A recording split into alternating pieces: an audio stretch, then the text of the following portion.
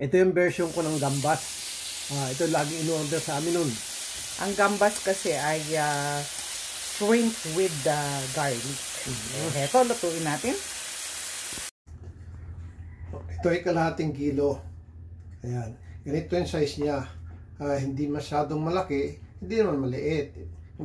Ganitong size lang. Ayan. Tanggalan natin yung ulo.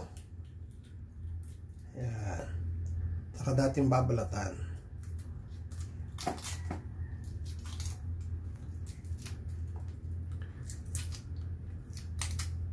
Ayan. Pagbalat, iiwan natin yung buntot. Ano?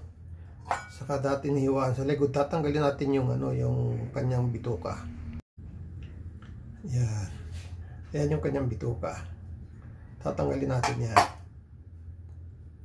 Ayan.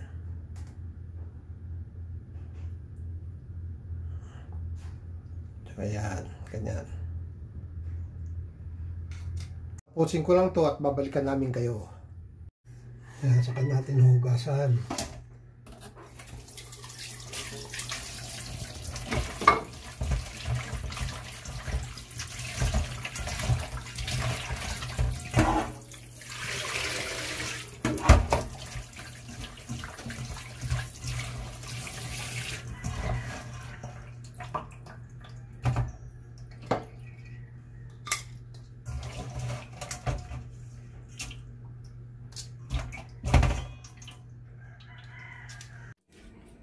Mag-isa na tayo.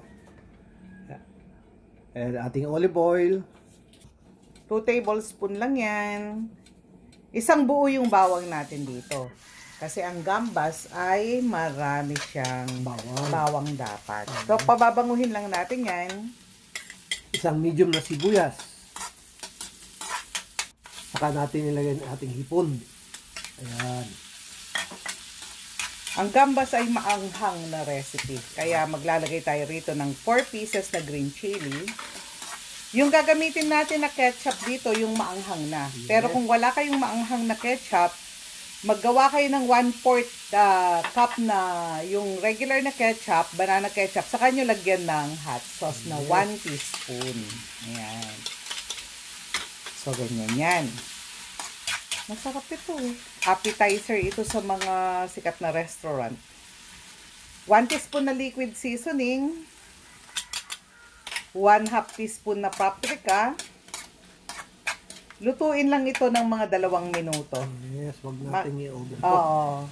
Mag-iiba yung kulay ng hipon dyan. So, okay na yon. Mag-heat na tayo ng sizzling plate. Yes. Sizzling kasi ito. Yan.